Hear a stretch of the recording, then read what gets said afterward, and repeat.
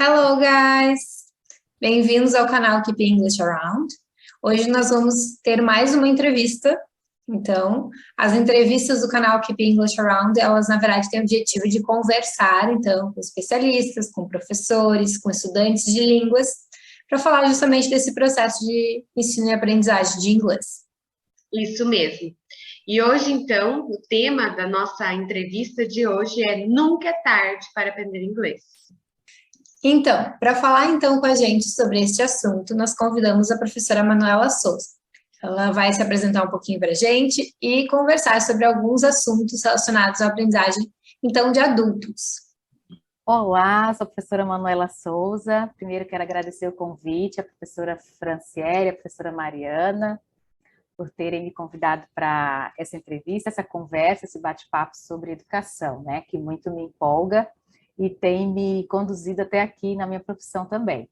Então, para vocês conhecerem um pouquinho de mim, eu sou professora de português e inglês, eu me graduei em licenciatura plena, letras, português e inglês em 2003, pela UFPE, fiz mestrado pela Unicinos em Linguística Aplicada e atualmente eu estou no doutorado também na mesma universidade, estudando um pouco, investigando o contexto da EJA, como que os alunos da EJA podem desenvolver as habilidades para aprender a língua estrangeira por meio de ferramentas digitais. Explica para a gente, para quem não sabe, o que é EJA e fale um pouquinho assim sobre a sua experiência de como é dar aula de inglês na EJA, qual é o enfoque das aulas. Bem, pessoal, neste momento, como eu falei anteriormente, eu estou fazendo doutorado investigando o contexto da EJA, né? Ensino e aprendizagem de inglês na EJA. Eu tive essa primeira experiência em 2018 com eles, né? Quando eu fiz a minha investigação para minha dissertação de mestrado, e desde então eu fiquei bastante curiosa e empolgada para investigar esse contexto, né? Porque é um contexto bem diferente do ensino regular, né? Para quem já deu aula na EJA sabe que são grupos de alunos muito heterogêneos e que a gente tem que sempre estar readaptando os nossos planejamentos, né? À medida que as turmas vão passando, nunca vai ser a mesma turma de EJA, assim como também não é nenhuma outra turma. Então, nós precisamos sempre estar atentos às necessidades desse grupo, né? Cada grupo novo que nós estamos tendo contato, para que a gente consiga oferecer a esses alunos um ensino de qualidade que atenda e seja significativo para eles, né? Então, eu sou professora da escola pública já há 16, 17 anos, mas foi em 2018 que eu tive esse contato mais de perto com os alunos da EJA, né? Então, EJA, que significa Educação de Jovens e Adultos, é o ensino que é oferecido para esse público que não conseguiu concluir seus estudos na idade correta por diversos fatores, né? Então, nós vamos encontrar no público da EJA pessoas que estão desempregadas, né, ou em subempregos, vamos encontrar mães, avós, pessoas que retornam depois de muitos anos que terminaram, que pararam os estudos. Então, é uma turma muito heterogênea. E algo também que acontece na EJA é essa disparidade entre alunos bem jovens e alunos bem mais velhos, né? Então, para o professor, nem sempre é fácil conseguir atingir contemplar um conteúdo que esses dois grupos possam ter interesse, né? Então, vai muito do feeling, da sensibilidade do professor em conseguir fazer esse jogo dentro da sala de aula, né? Um jogo saudável, na verdade, porque uma geração aprende com a outra, né? Então, o meu contexto é mais específico, que é EJA, EPT, que é integrada à educação profissional e técnica, e o meu contexto de investigação é o PROEJA, que é justamente, a sigla dele significa Programa Nacional de Integração da Educação Profissional com a Educação Básica na modalidade de jovens e adultos. É uma sigla bem grande, né? Mas é praticamente essa integração entre o ensino técnico e profissional com o ensino médio, né? Então, são alunos que já conseguiram concluir o ensino fundamental e eles agora querem fazer o ensino médio atrelado a uma formação profissional. E qual que é o objetivo das aulas de inglês, mais especificamente nesse contexto de EJA? O que é abordado, mais ou menos? Bem, como eu falei anteriormente, nós precisamos estar sensíveis a esse grupo que é bastante heterogêneo, né? Então, a gente precisa focar o nosso material atendendo à necessidade desses cursos, por exemplo, como o ProEjo está inserido numa instituição de cursos técnicos, que ela é oferecida em institutos federais, então eles estão sempre atrelados a um currículo mais técnico, né?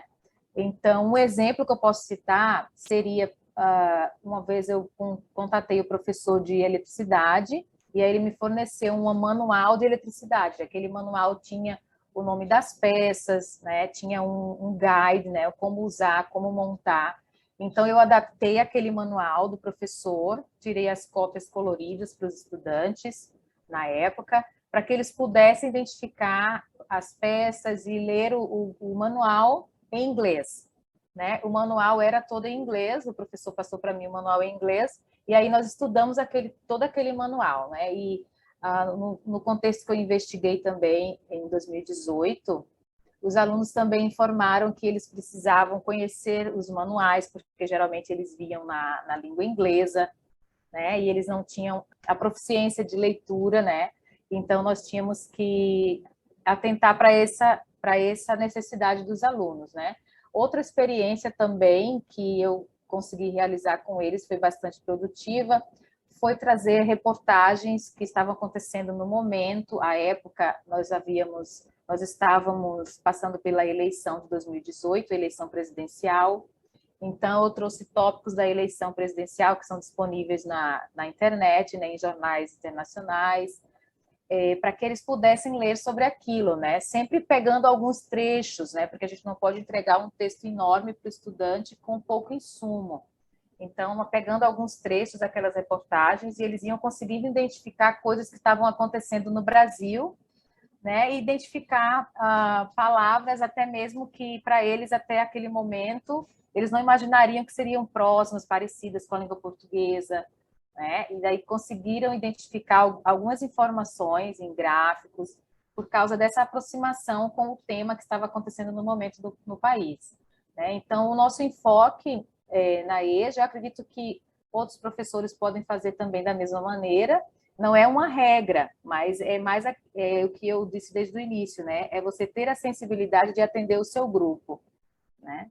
Muito interessante, Manu, e ver assim que essas duas atividades, por exemplo, que você trouxe de exemplo, elas conseguem envolver os dois públicos, assim, tanto mais jovens quanto mais velhos, porque as eleições, todos eles participam, e todos eles estão preocupados de alguma maneira com a situação.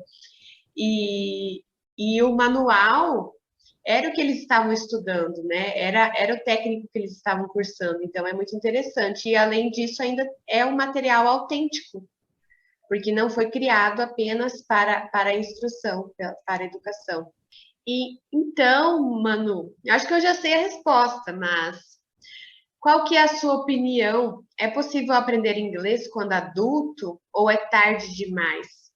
Qual o papel da motivação nesse processo? Essa pergunta é bem instigante, porque eu falei da motivação na minha dissertação, né? Mas sim, eu acredito que sim, que é possível aprender inglês quando adulto, por experiência própria. Eu fui uma pessoa que comecei a estudar inglês aos 20 anos.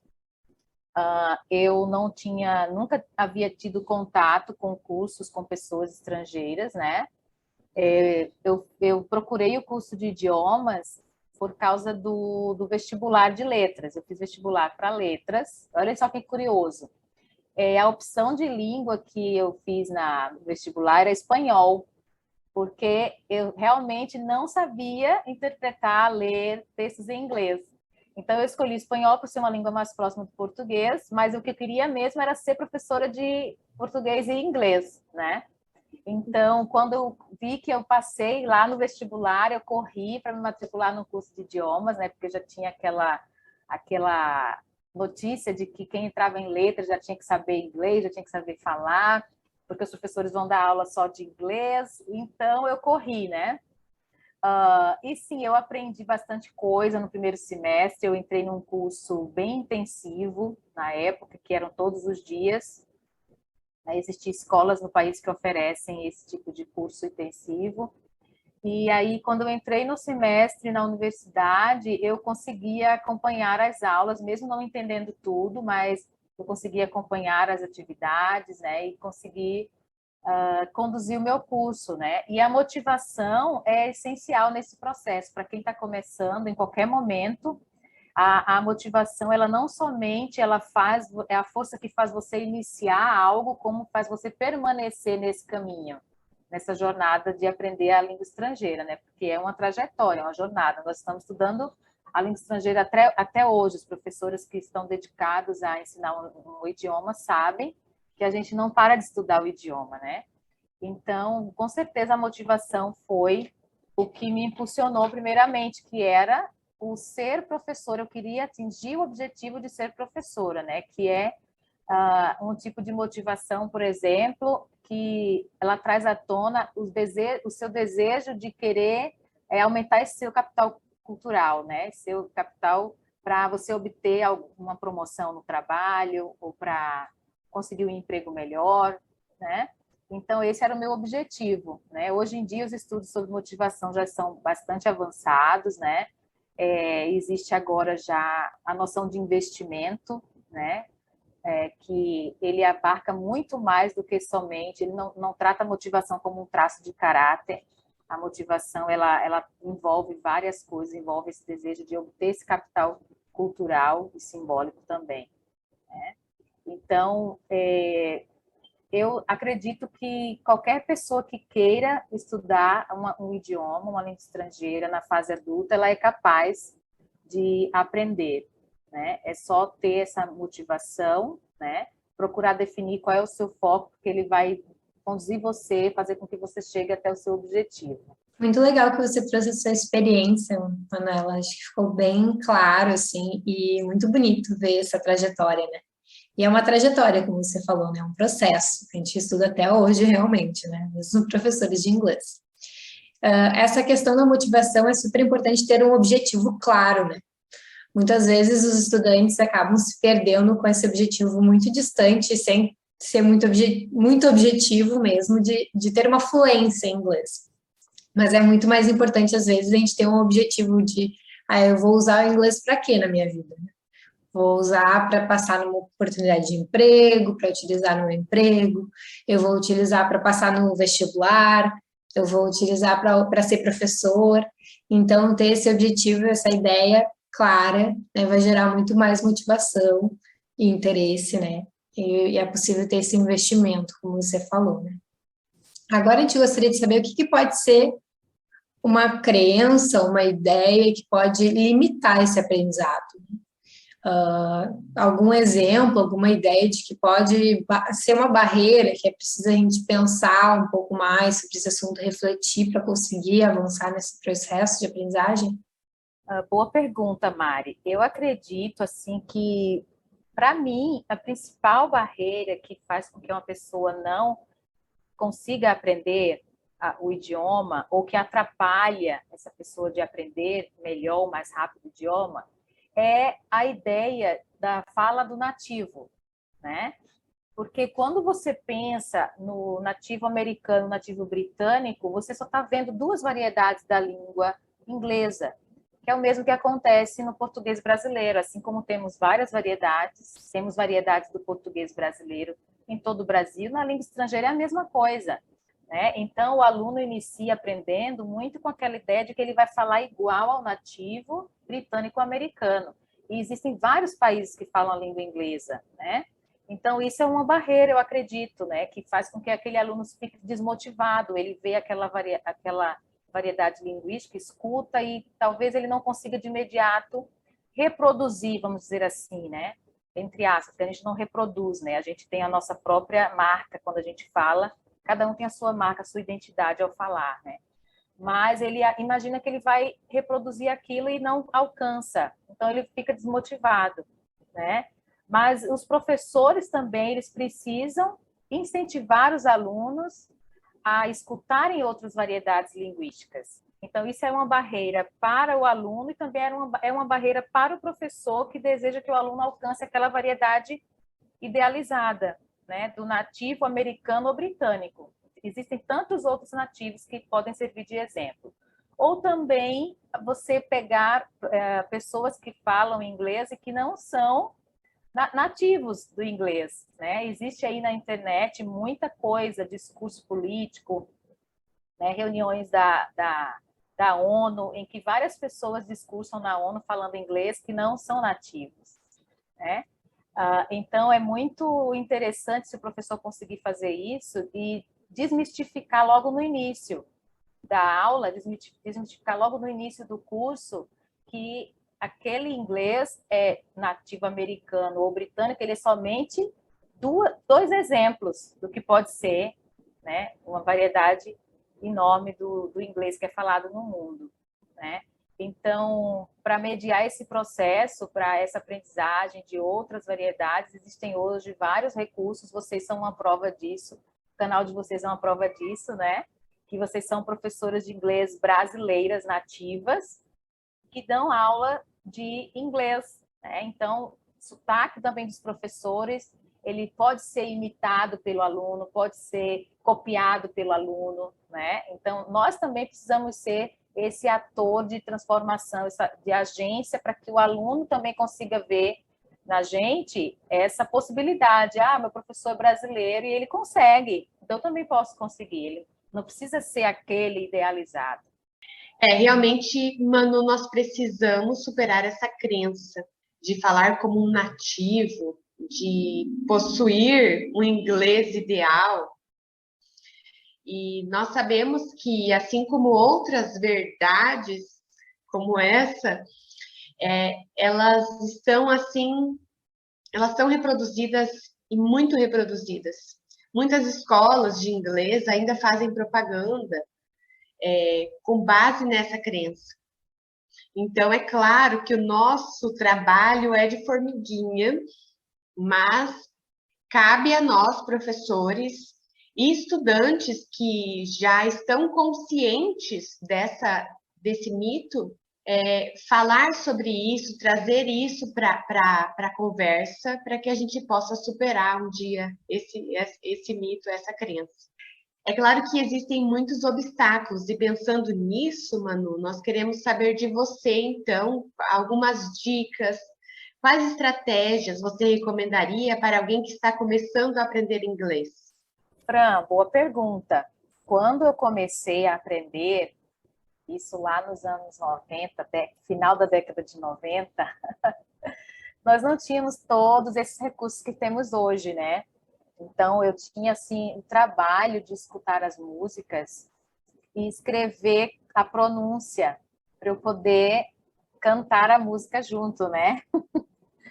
Mas vejam só, hoje nós temos muitos recursos, né, para a gente poder fazer a pronúncia do que a gente está lendo, por causa dos aplicativos, né, dos recursos que estão na internet à disposição, né? Então, esse é uma das dicas que eu dou para quem está querendo aprender. É uma estratégia, escutar bastante podcast, bastante música, junto com a letra, com o texto em mãos, porque isso vai fazer com que você escute e veja a palavra, e você vai internalizando aquela forma, né? Você vai internalizando também a velocidade da língua, né? Em diferentes nacionalidades, né? E a outra dica principal que eu dou além dessa é você desapegar desse mito, dessa crença que a Fran agora acabou de dizer novamente, sobre o mito do nativo. Você desapegar dessa crença que você tem que falar igual ao nativo. Se você fizer isso, já tem 50% do caminho feito, né? Porque daí você vai reproduzir a sua língua, a sua variedade linguística, de acordo com as suas experiências, com tudo que você já vivenciou. Então, você vai agora ter a sua variedade linguística do inglês, né? Que vai ter interferência dos professores que você já teve durante a vida, das coisas que você já leu, que você já ouviu. Então, acho que, antes de tudo, seria desapegar dessa crença de que tem que falar igual ao nativo. Em segundo lugar, ouvir bastante música, bastante podcast junto com o texto para ir acompanhando o que está sendo falado na parte escrita. E, em terceiro lugar, ler bastante textos curtos, iniciar com textos curtos, né? Com comics, por exemplo, para não colocar um objetivo tão distante que você não possa alcançar, né? Então, começa com comics e lê aquilo e vai repetindo e lê de novo, porque você vai ter mais motivação para ler. Se você conseguir entender um texto curto, a próxima vez você vai dizer, eu posso ler, daquela vez eu consegui. Então, não colocar objetivos muito distantes, que a Mariana também citou isso, né? Colocar objetivos muito além daquilo que está na nossa capacidade no momento, mas que atenda àquela expectativa do momento. E assim você vai galgando um passo após o outro. Acho que são essas dicas que eu poderia dar.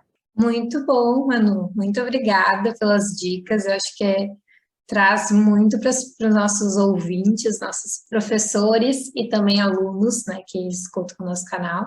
E acho que agrega bastante esse conhecimento de alguém que já passou por essa experiência de aprendizado, que ainda passa, né, já que é um processo, e que está sempre em sala de aula também vendo os alunos, né, se movimentando nesse processo, né.